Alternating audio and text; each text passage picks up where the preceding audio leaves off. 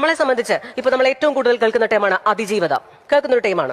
That's with due respect to the survivors and everybody. അപ്പൊ ഞാൻ ചോദിക്കുന്ന ഒരു 9 വയസ്സുള്ള പെൺകുട്ടി വിനോദിനി പാലക്കാട് ജില്ലാ ഹോസ്പിറ്റലിൽ വെച്ച് മെഡിക്കൽ നെഗ്ലിജൻസിന്റെ പേരിൽ കൈ നഷ്ടപ്പെട്ട ഒരു കുട്ടിയാണ്. ആ കുട്ടിക്ക് കൈ കൊടുക്കാനായിട്ട് അതിന്റെ കൈ ആർട്ടിഫിഷ്യൽ ഒരു കൈ വെക്കണം എന്നുള്ള ചിന്ത നമുക്ക് ഉണ്ടായില്ല ഗവൺമെന്റ് ഭാഗത്തു നിന്നും. സ്വാഭാവികമായിട്ടും 2025 ഒക്ടോബറിൽ അങ്ങനെ ഒരു സംഭവം നടന്നു. 2026 ജനുവരിയിൽ പ്രതിപക്ഷ നേതാവ് അതിന് തയ്യാറാകുന്നു, അത് പ്രഖ്യാപിക്കുന്നു. ഇമ്മീഡിയറ്റ്ലി ആരോഗ്യമന്ത്രി വന്ന് പറയുകയാണ് ഞാൻ കൊടുക്കാം എന്ന്. അപ്പോൾ അവിടെ എന്താണ്, സിസ്റ്റത്തിനല്ലായിരുന്നു തകരാറ്, അപ്പൊ സാധിക്കുമായിരുന്നു.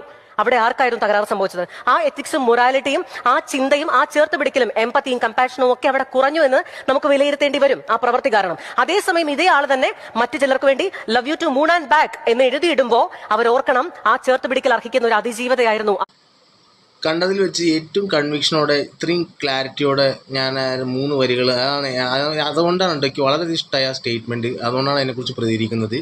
ഈ പറഞ്ഞതിൽ വളരെ സിമ്പിളാണ്. സിസ്റ്റം ഉണ്ട്, സിസ്റ്റം വ്യവസ്ഥ ഉണ്ട് നമ്മുടെ കയ്യിൽ. പക്ഷെ അത് പ്രയോഗമാക്കാൻ കഴിയുന്ന ഒരു ഭരണ നേതൃത്വം വേണം. അവിടെ ആളുകളെ മനസ്സിലാക്കുന്ന ആളുകൾ വേണം.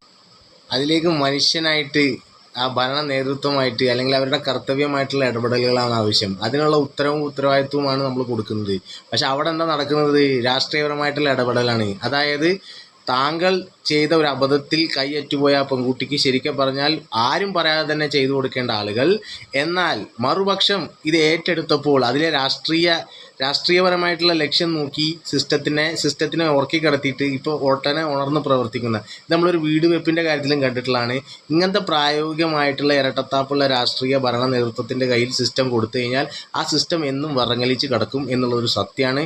ഈ പറഞ്ഞതിന് സല്യൂട്ടാണ്. സിസ്റ്റം വ്യവസ്ഥ ഉണ്ട്. ആ വ്യവസ്ഥ ആളെ മനസ്സിലാക്കി, മനുഷ്യനെ മനസ്സിലാക്കി അവർക്ക് സേവനം കൊടുക്കാനുള്ള നേതൃത്വം എന്ന് വരുന്നു അന്ന് ഈ നാട്ടിൽ ഓരോ മനുഷ്യനും രാഷ്ട്രീയം ഭേദമന്യേ, മതഭേദമന്യേ, ജാതിഭേദമന്യേ സേവനം ലഭിക്കും എന്നതിൻ്റെ അടിസ്ഥാന തത്വമാണ് ഇപ്പോൾ ചുരുക്കി പറഞ്ഞിരിക്കുന്നത് എന്നുള്ളത് വ്യക്തം.